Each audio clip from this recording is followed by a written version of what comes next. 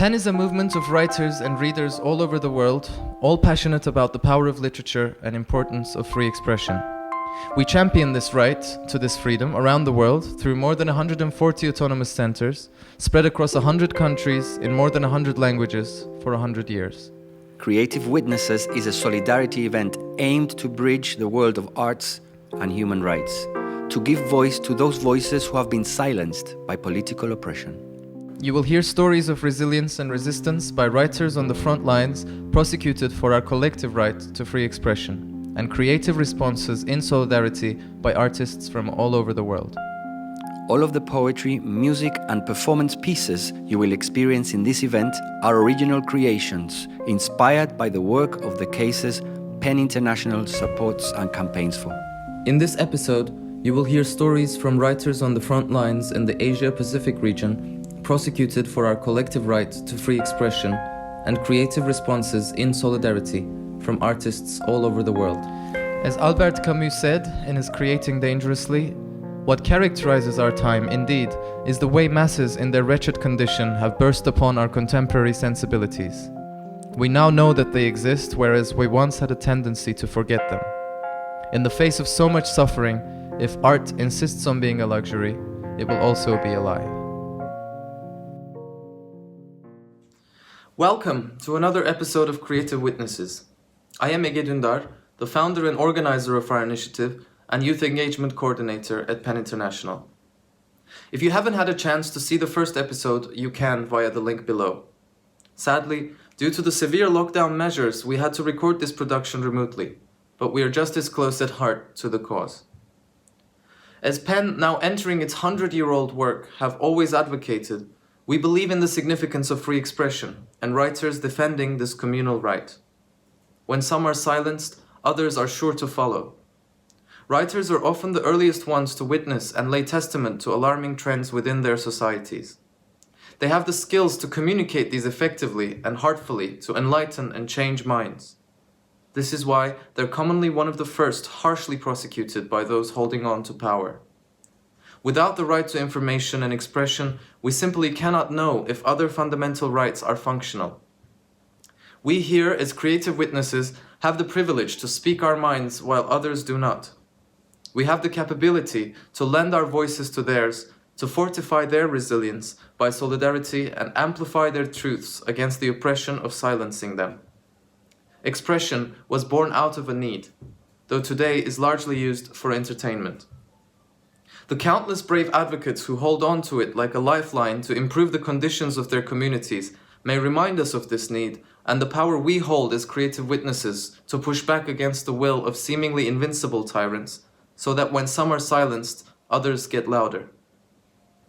Today, for the second part of our series, we highlight and celebrate brave writers under heavy prosecution in the Asia-Pacific region and pledge our support to them in the form of creative works produced in solidarity by artists around the world and calls to action.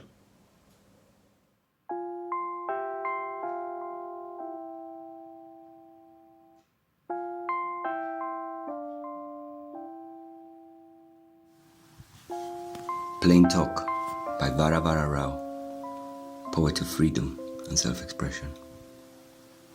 It is hard to be clean after the lines are drawn, nor it is good to respect protocol while talking about Naxalarbri. It does not suit to tune anger as profound as singing anguish.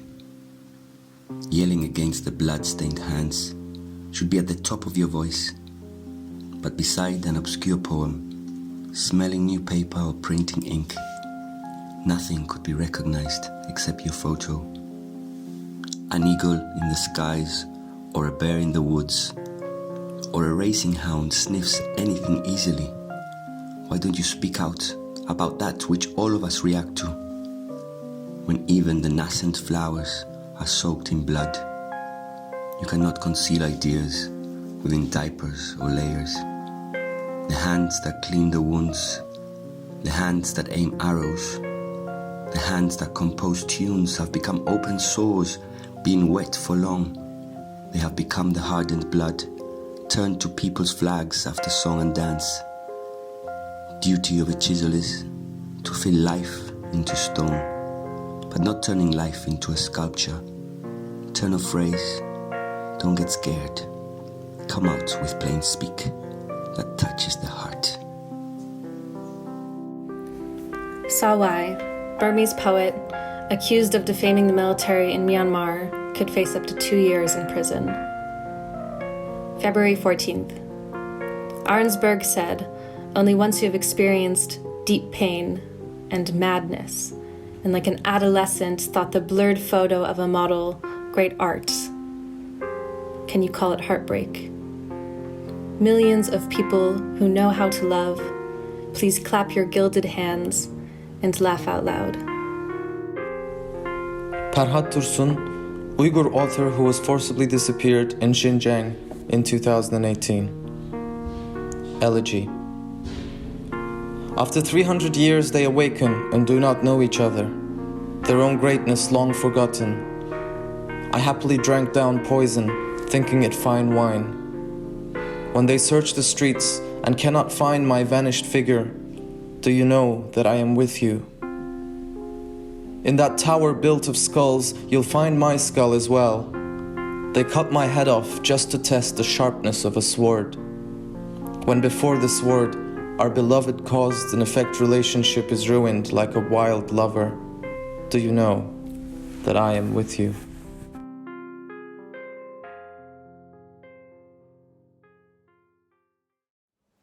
"31st of January marked the 3-year anniversary of the arrest of Uyghur poet Perhat Tursun. Like many thousands, he was convicted to so-called re-education camps in Xinjiang. China's oppressive policies against the Uyghurs in the region attempt to assimilate them through brutal force. As of 2019, it was estimated that Chinese authorities may have detained 1.5 million people, mostly Uyghurs. The camps are reportedly operated outside the legal system, convicting many Uyghurs without trial and no charges for the stated purpose of countering extremism and terrorism and promoting social integration. It is likely that Perhat's 16-year sentence is an emblematic part of this process. As Darren Byrel wrote about him, he will be 67 years old when he's released. The world may never see the unfinished novels he was working on. The global literary community may never recognize him as one of the world's greatest living novelists. Although news of his well-being and whereabouts are unknown, Penn International has long been campaigning for him and is calling for his immediate release. We worked with 2 talented artists who prepared pieces of solidarity for him.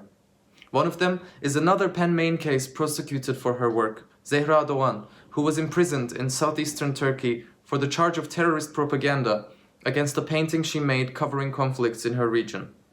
She showed solidarity from London, where she is now exiled, one hand in despair reaching out to another, a testament to how one can carry the torch when another is prohibited. Our second artist, Mukhades Mijit, is an Uyghur artist herself, also on exile in France. She has been campaigning for Perhat Tursun and others sharing his plight for many years.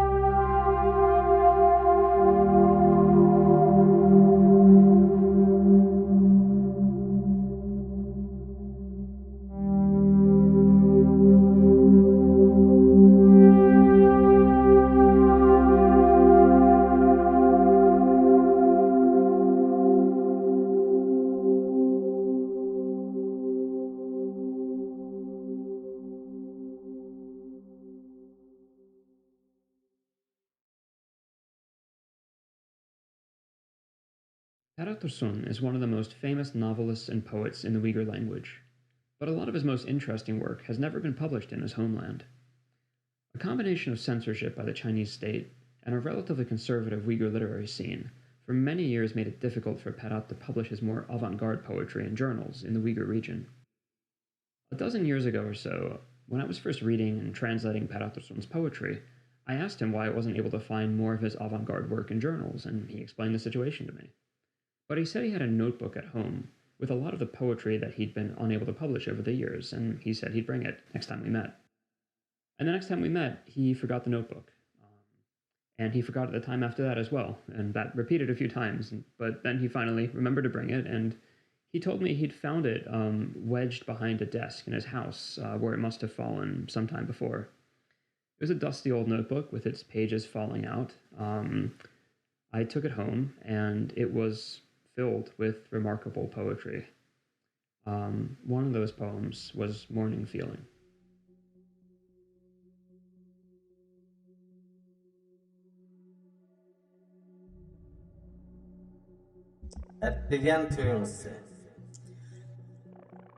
Atdigen tuygusu. Perhat Tursun.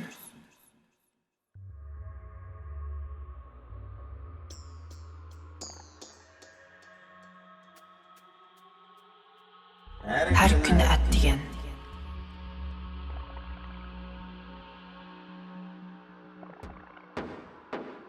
Eski tergüçünün kupal ve set avazı. Eski tüski tergücünün kupal ve set avazı. Kişilerinin kıslaçlarıdır.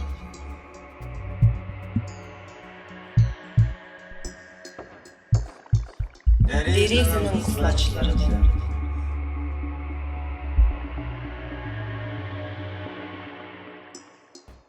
Bari küçü bilen kirer öygi sığdırdı. Bari küçü bilen kirer öygi sığdırdı. İçinişlik emestir belkim bu avaz. Bırak kupal ve setliğiden.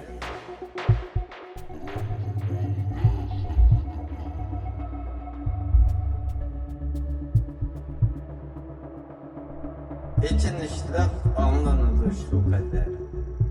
İçinişlik anlanıdı şu kadar. Yeter yadımga, nurgun caylarda, kelp kalgını adresim ve telefon numaramla. Yeter yadımga nurgun caylarda, kelp kalgını adresim ve telefon numaramla. Şunun bilen his kılımen. Yo'qotgandek nurgun narsani. Yo'qotgandek nurgun narsani.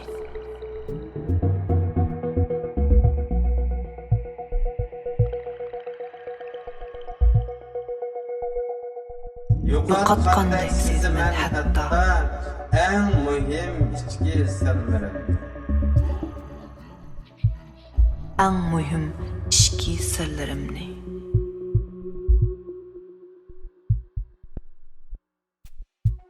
Çoğun koçularda hep yalamaç his kılırmen üzüm. Çoğun koçularda hep yalamaç his kılırmen özümni.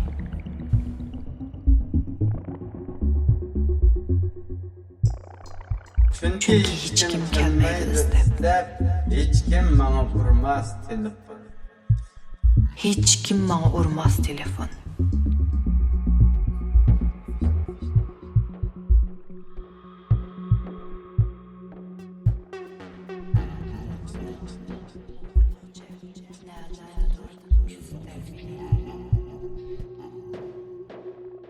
Belkim ular uğurluqçı nelerdir küzüter meni. Numussuzlar çıklar tamaşa, telefon numar ve adres. Belkim ular oğurluqca nələrdir küzütər meni. Numussuzlar çıklar tamaşa, telefon numar ve adresimni. Tamaşa kılgandek resvalarçı sırlarımdı. Rəsvalarçı sırlarımni. Sırtka çıkışık beton almazdan. Sırtqı çıxışqı pedin almazdan. Emmini tullayman bunda oturup.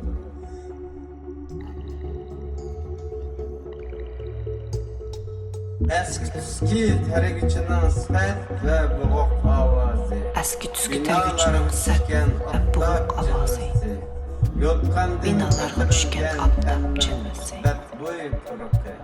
Yotqandan kötürülgən tənnin bədboyu buruqi. Tan atqınını itiraf qilish qıstar kişi. Tam atqınını etiraf qilishqa qıstar kişi.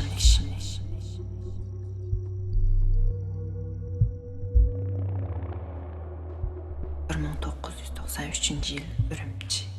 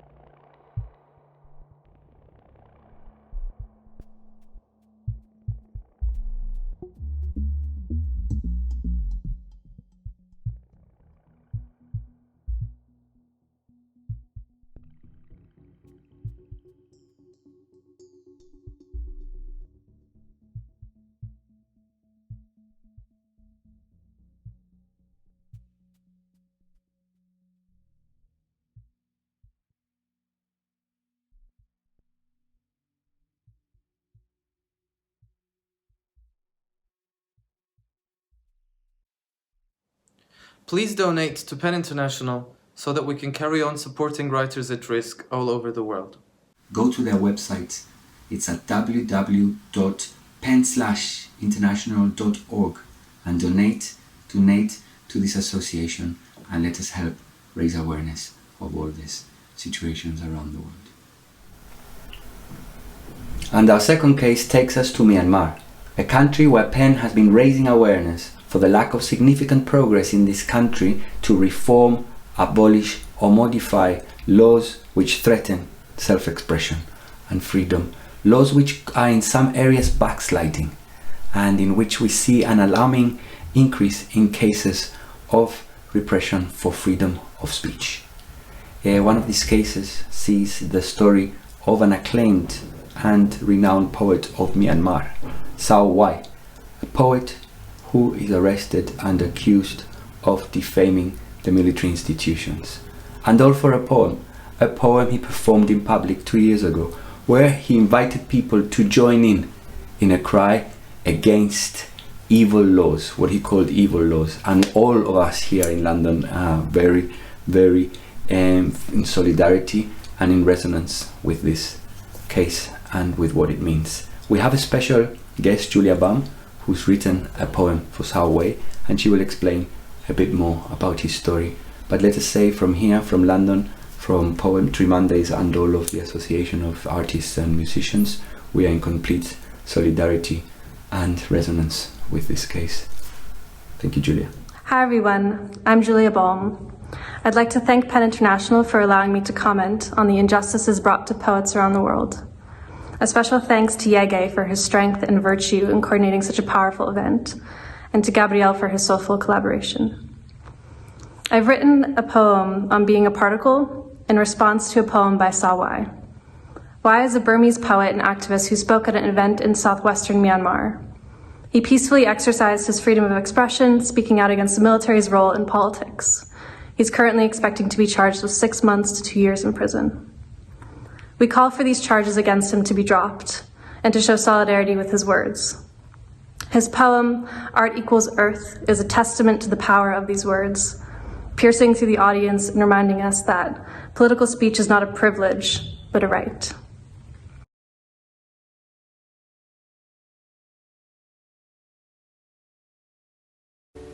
Art equals Earth. Is this a small universe within the master universe? Light, darkness, hues and shades, distinctly grasping them. Such a beauty. It is our Earth. This world, sometimes I could throw it, like a pellet of a catapult. But mostly, it hits at the center of the heart.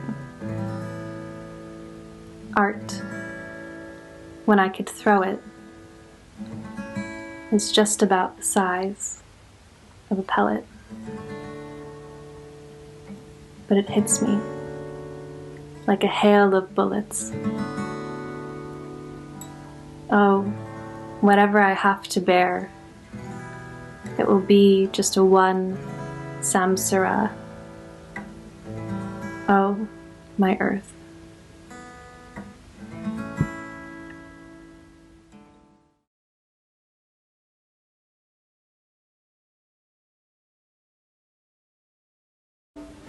On being a particle.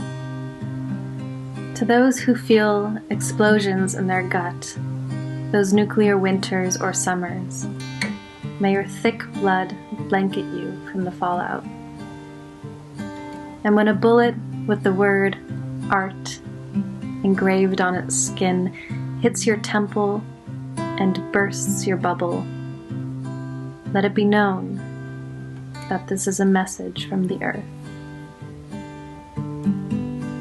That within the atmosphere, your inspiration and purpose rests on silver dust and miracle whip. That here, soles of our shoes are woven in time. This earth radiates energy, in the rain and the clouds, in the way spring retracts itself halfway through the season. Sometimes it takes a bullet to realize there's a hand holding our sword, something to remember about the velocity and the teeth behind our vocal cords, directing energy from our palms to our throats, radiating words which are spoken and, like birds, need to be listened to and heard.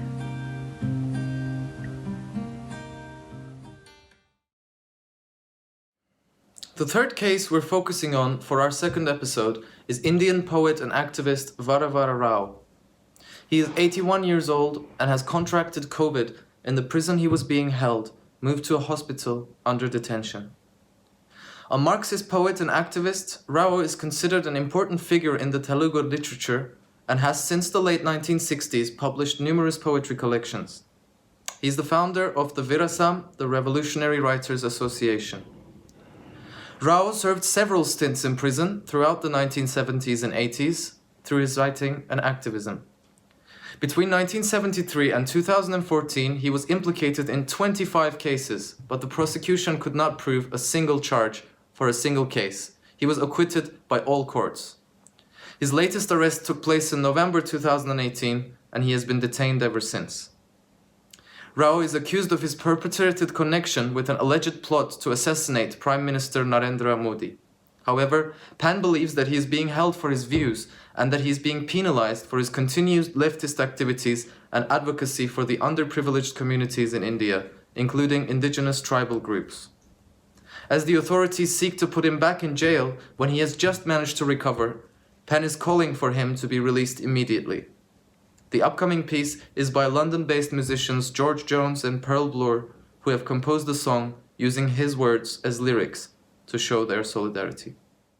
I'm Pearl and this is George, and we are incredibly grateful to have been asked by Penn International to get involved in raising awareness of Varavara Rao's plight with the Indian authorities at the moment.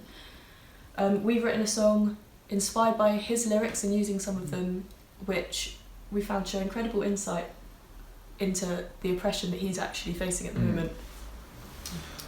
This case is particularly important in this point in time, as he's just been released from hospital having recovered from coronavirus. And I think also when looking at the extent to which the Indian authorities have prosecuted him historically in the past over grounds that they keep finding ludicrous reasons for, it's really important that attention is drawn back to what is otherwise a complete disgrace of freedom of speech.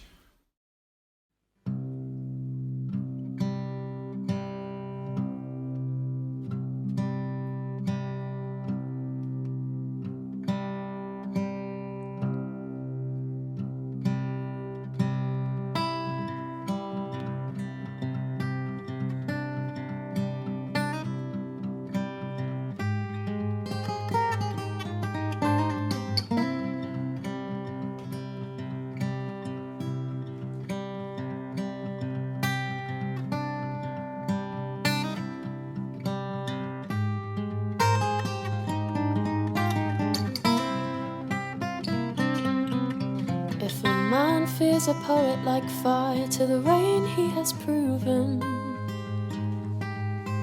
his shadowy face to be lit by the forest he burns.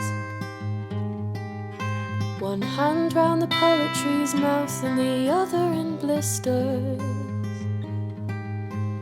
fighting the will of the storm that's drenching the fern. And words like a marveling sky must be stirred awake.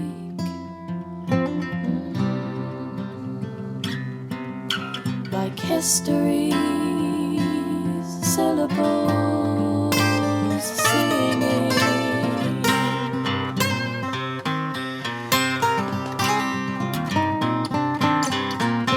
And brother, I'd ask for your body's sake you would betray it. Settle your freedom in quiet for sake of the cause. But I hear in your words that your clarion call is a duty. So why in the world's sake should either be substitute for words like a marveling sky must be stirred away.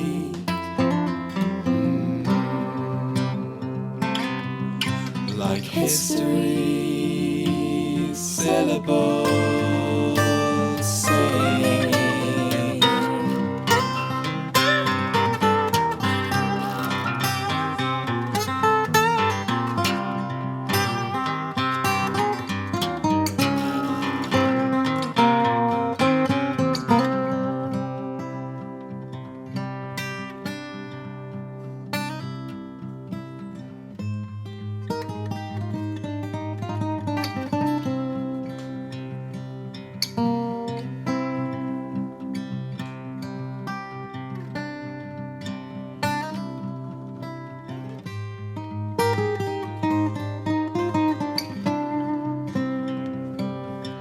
And we wander through circles of doubt.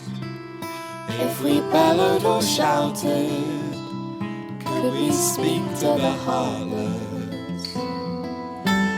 And blow like a wind from the east, your words tremble and weave anyway through the breath of the masses. And blow like a wind from the east, Your words tremble and weave anyway through the breath of the masses.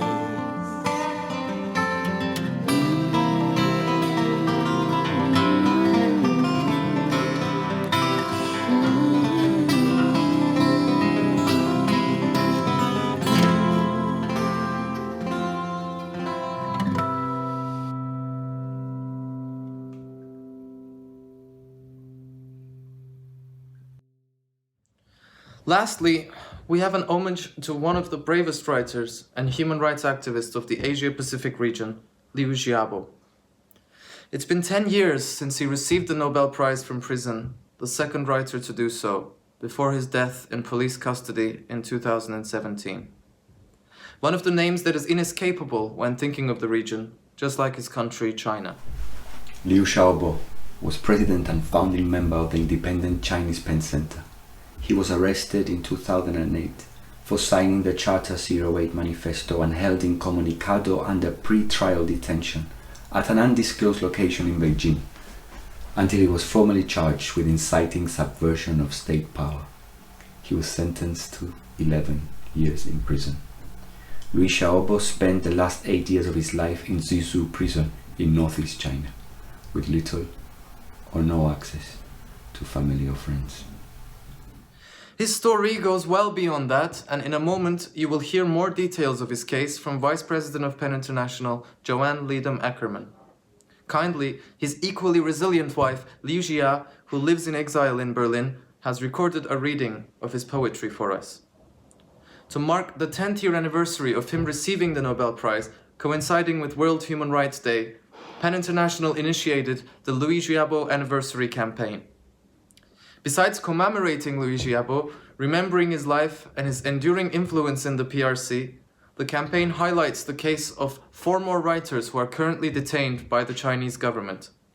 You can find out more about them through the link below and how to participate in the campaign to raise awareness, boost advocacy work, and ensure that they and their families feel supported and not forgotten.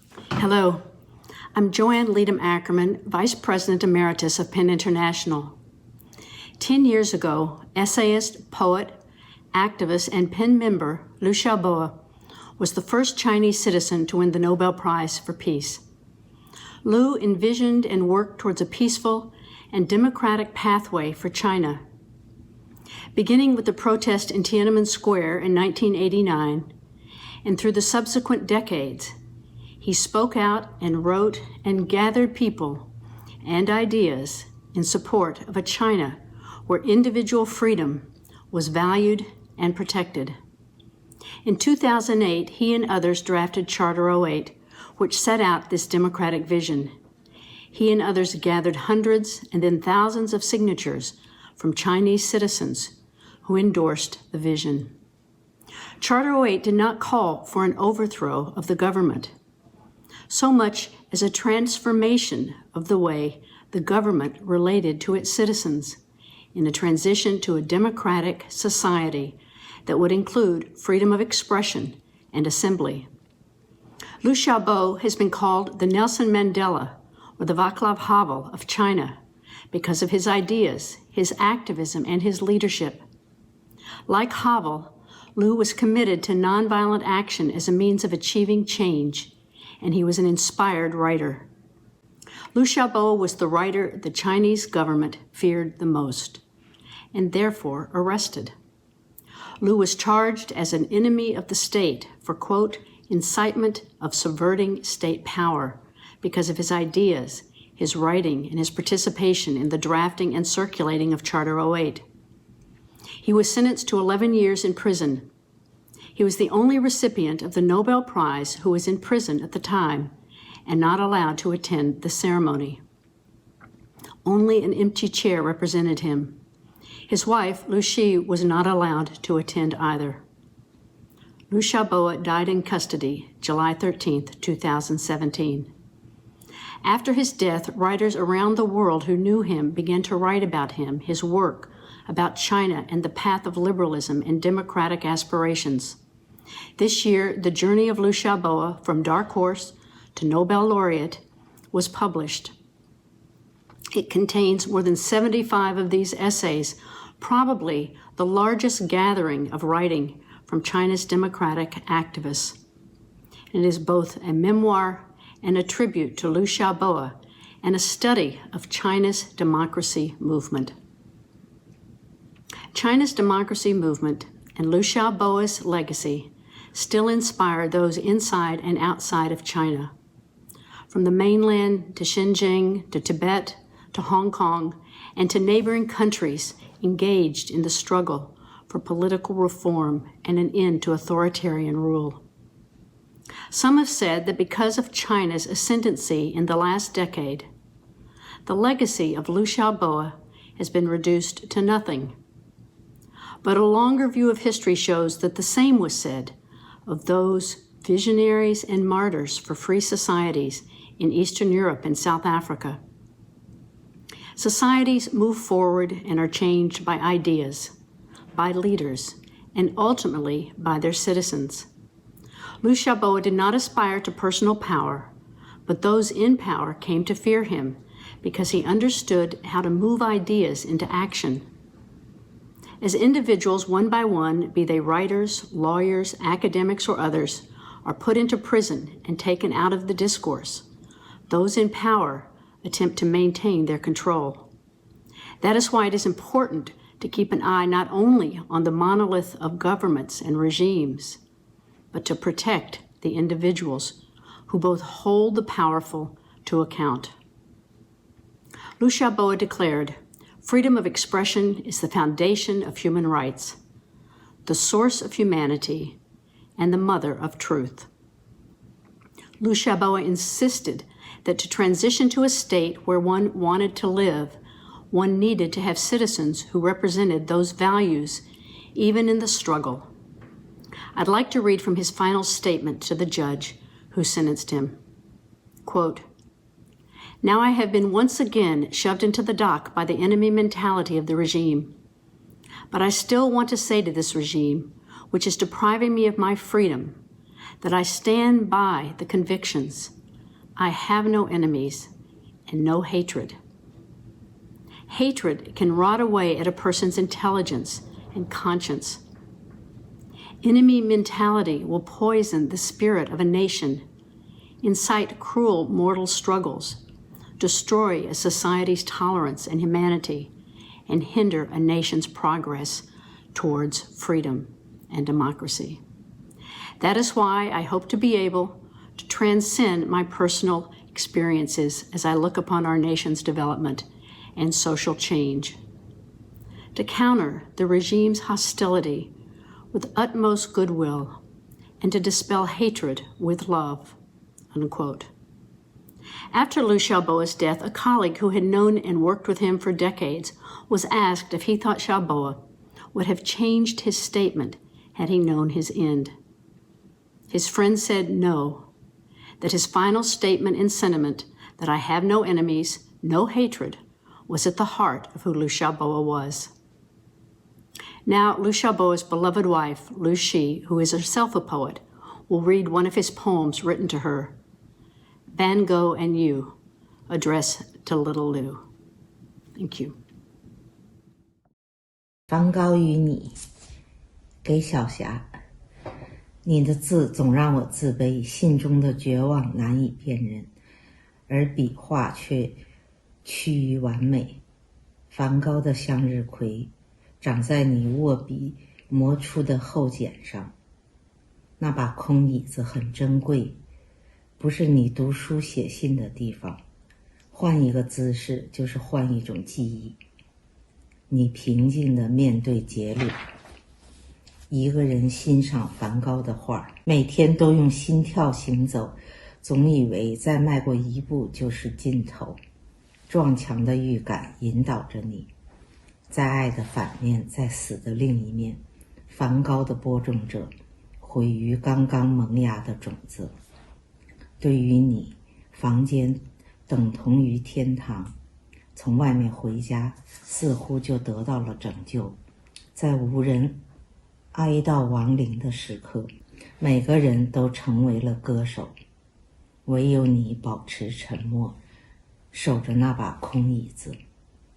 血腥的记忆勒住咽喉，词是咸的，声音是黑色的，全天候的跟踪和大脑中的监视器也抢不走你的笔和画中的那场大雪。